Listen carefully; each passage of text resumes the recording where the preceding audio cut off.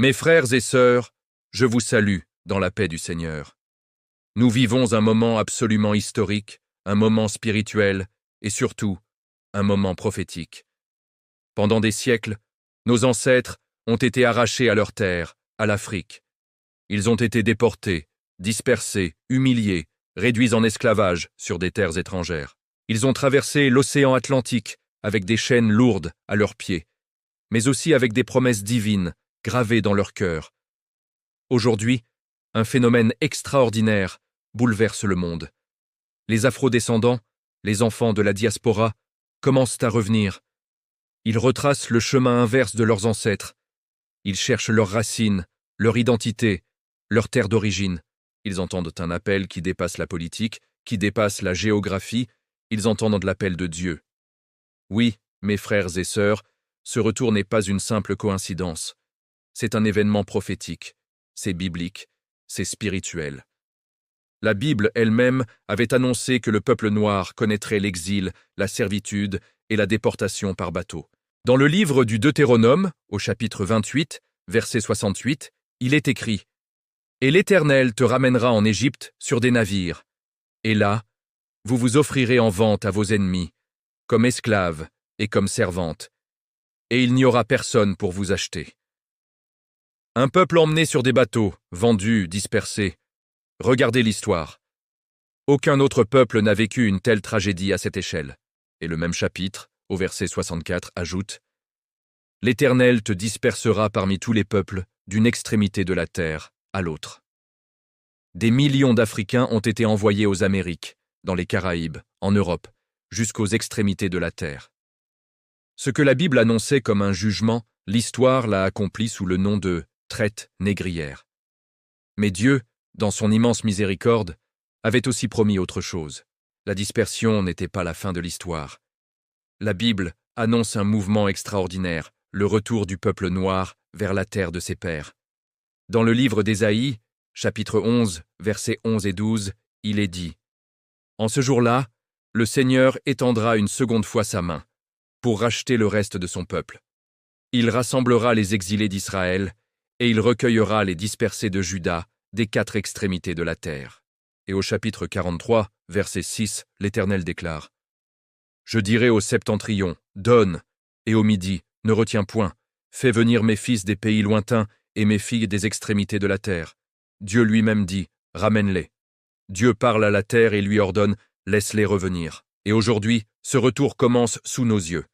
Des centaines, des milliers d'afro-descendants viennent au Burkina Faso. D'autres arrivent au Ghana, au Bénin, en Éthiopie, au Rwanda. Ils ne viennent pas seulement pour le tourisme. Ils cherchent la paix, la guérison, la réconciliation. C'est un retour prophétique. La Bible parle de l'Afrique. Elle parle de Couche, d'Éthiopie, d'Égypte. Elle parle de Sem, de Cham. Elle parle de royaumes noirs puissants, de rois noirs, de nations prospères. Dans le psaume 68, au verset 31, il est prophétisé. Des grands viennent de l'Égypte. L'Éthiopie accourt, les mains tendues vers Dieu. Cette prophétie nous dit que l'Afrique s'élèvera, que l'Afrique reviendra vers Dieu, que l'Afrique marchera dans la lumière. Mes frères et sœurs, ce verset n'est pas encore pleinement accompli, mais nous voyons les signes précurseurs. Les afro-descendants reviennent, l'Afrique se réveille. Une nouvelle génération se lève avec dignité et avec un désir de souveraineté.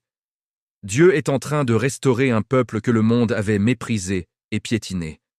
Et ne pensez pas que Dieu a oublié la souffrance et l'injustice. Dans le livre de Joël, chapitre 3, verset 6, Dieu dit aux nations oppresseuses « Vous avez vendu les fils de Juda et les fils de Jérusalem aux fils des Grecs pour les éloigner de leur territoire. » Et au verset 1 et 2, il annonce « Je rassemblerai toutes les nations, et là j'entrerai en jugement avec elles, au sujet de mon peuple, mon héritage. » Le temps des empires colonisateurs touche à sa fin. Le temps du réveil africain commence. L'ordre mondial change, et la prophétie l'avait annoncé depuis des millénaires.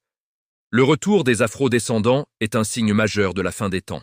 Le prophète Ézéchiel, au chapitre 39, versets 27 et 28, nous dit « Quand je les ramènerai d'entre les peuples, quand je les aurai rassemblés des pays de leurs ennemis. Alors ils sauront que je suis l'Éternel, leur Dieu.